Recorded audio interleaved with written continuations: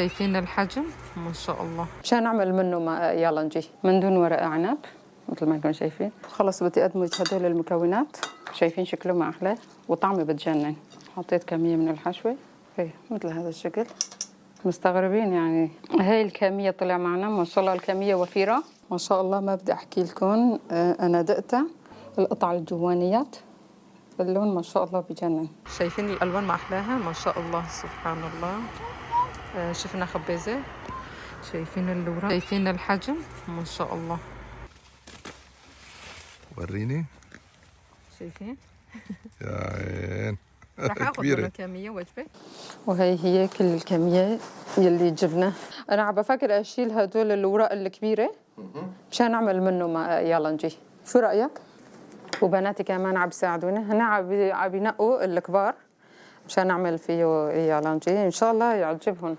طبختنا اليوم مختلفه شوي. هي اول مره بدي احضر اليالنجي بالخبيزه من دون ورق عنب مثل ما انتم شايفين. امبارحه جبناه واكلنا. وحبات الكبيره نحن نقيناهم وانا غسلتهم وبدي احطهم بهذا البايركس. وسخنت المي عندي مغليه. بدي احط من فوقهم يعني بس لهيك يدبلوا لحتى نقدر نلفهم. اي والله اول مره عم بتساوي معي. اول مره. امبارحه عملنا خبيزه والطعم ما شاء الله كانت بتجنن.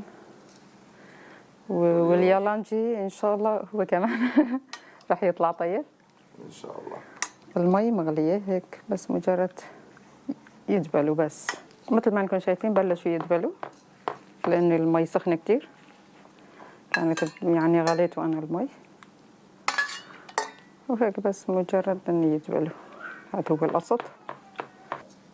ومثل ما انكم شايفين خلص وهيك دبلوا. بدي اصفيهم من المي وخلص جهزوا معي. مجرد دقيقة دقيقتين بس. بدنا نحضر التتويلة. هون في عندي بصلة. البصلة صايرة كبيرة. وهون في عندي بقدونس وبندوراية واحدة ودبس بندورة ودبس فليفلة وليمونة كاملة وثوم. وبالنسبة للبهارات بدي أحط نعناع يابس وكمون. هدول اختياريين هدول المكونين. فيكم تستغنوا عنه إذا ما بتحبوا.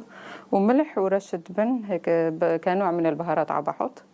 وفي عندنا دبس الرمان وزيت الزيتون. خلص هدول هن بس. والرز انا غسلته ونقعته صار له تقريبا نص ساعه وهو منقوع. هلا بدي اصفيه ونحضر الحشوه ان شاء الله. البصله بدي افرمه ناعم. فرمت البصله وبدي احطه بالمقلايه واحط فوق هون زيت الزيتون وبدي اقليهم يعني يتحمصوا. والله بالنسبة لكمية الزيت بدي أحط نص كوب تقريبا على البارد. على البارد. الزيت بيطلع أطيب اليالنجي بزيت الزيتون أكيد. وهلا بدي أحطهم على النار هيك ليتحمصوا ويتغير لونهم يصيروا ذهبي. وخلص بدي أحطهم فوق الحشوة. بس البصل بدي أحمصهم وبقية الخضار راح أحطهم ني. وبالنسبة للبقدونس عم بحط بقى كاملة. هلا الكمية يعني الواحد فيه انه يقلل او فيه انه يكتر حسب بيرجع على حسب رغبته اللي بده ياكله. خلص خلصنا. هلا اوقات انا بحط نص بقى واوقات بحط بقى كاملة. هون في عندي بندوراية وحدة بدي اقشرها وافرمها ناعم كمان. والبصل عم يتقلى فوق النار. هو قلية البصل اختياري ما هيك؟ فينا نحطه ني كمان بس بما انه الخبز ما بتتحمل حرارة كتير فالحشوة ما رح ياخد وقت على النار. هلا كل شيء فرمتي هيك على النار. على النار وفرمنا البندورة مثل ما انتم شايفين ناعم. تعطينا طعمه من دون ما يبين لان نحن شلنا القشرة. ولبين ما فرمنا البقدونس والبندورة تحمص عنا البصل ما بده وقت. وبتحسوا هيك بتعطينا يعني اذا حمصنا البصل هيك يعني طعمة التحميصة فيه طيبة.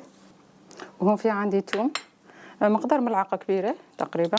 على كمية الثوم على طول يعني بيرجع على حسب الواحد كيف يحب. بحب نكهة الثوم ولا ما بيحب. واليالنجي اجباري بده يكون فيه توم. بما انه كله خضره يعني الثوم بتعطينا طعمه طيبه. وهرست 5 فصوص ثوم. هلا كمية الثوم مثل ما قلنا بيرجع على حسب الواحد كيف بيحب. وهون في عندي دبس فلفله. خلص هدول الخضار اللي بدي احطهم، بقدونس وبندوره وبصل وثوم.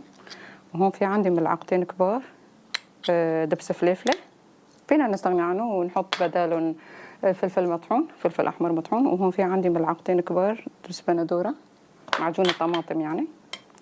وفي عندي عصير ليمونه كامله بدي اعصره واحط.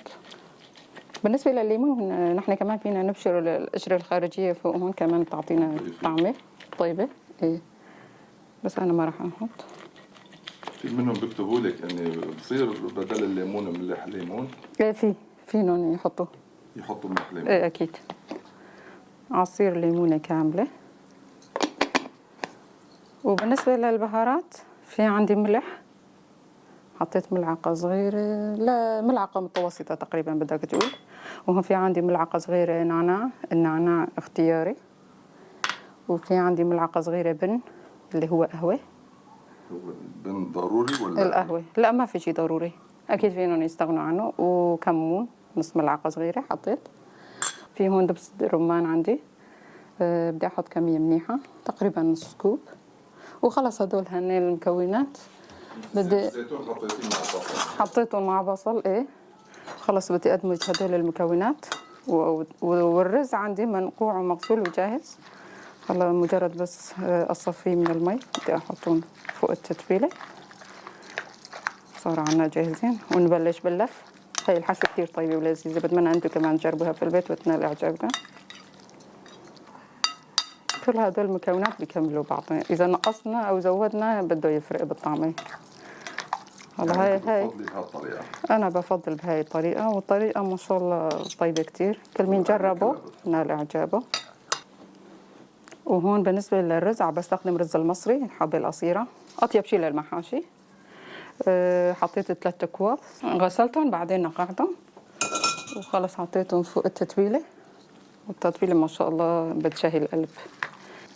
وهيك الحشوة صارت معنا جاهزة، شايفين شكله ما أحلى وطعمه بتجنن. وخلص بلشنا نلف. حطيت كمية من الحشوة ونلفه بالطريقة المعتادة، سكر الأطراف. هلا كل وحدة صايرة حجم.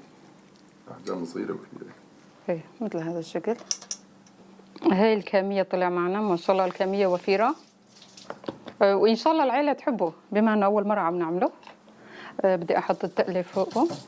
وبالنسبة للمرقة هون في عندي كوبين مي تقريبا كوبين. وفي عندي عصير ليمونة كاملة.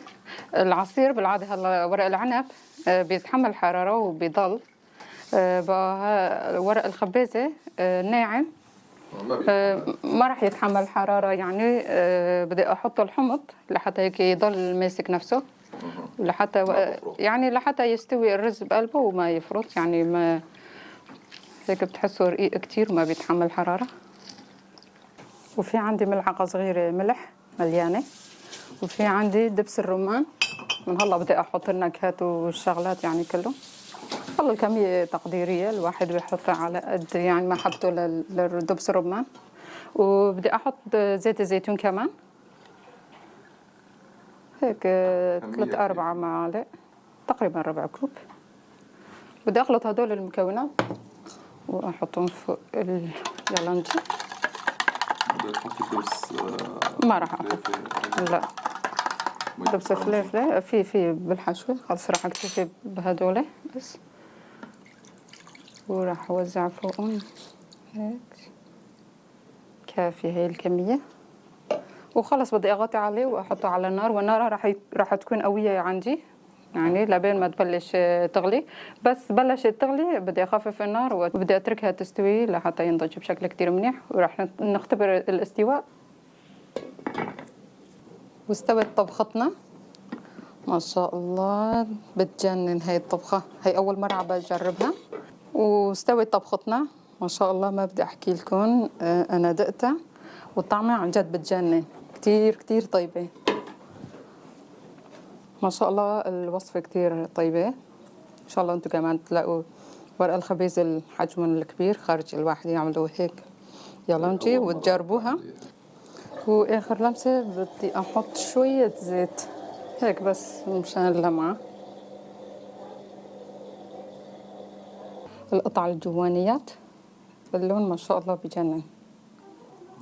مستويات بيتأكسد ما هيك؟ مو عم بياخد هيك هوا من الهواء بيتأكسد مباشرة بيتأكسد. وصحتين وعافية على قلوب الجميع. صحتين وألف عافية. بتمنى أنتم كمان تجربوها في البيت وتنال إعجابكم يا رب. بشكر كل حدا بقي معنا لآخر الفيديو، وبشكركم على تعليقاتكم الحلوة وتشجيعكم الدائم. فضلا ادعموا الفيديو بلايك وتعليق، وانتظروني بفيديو جديد. مع السلامة، في أمان الله.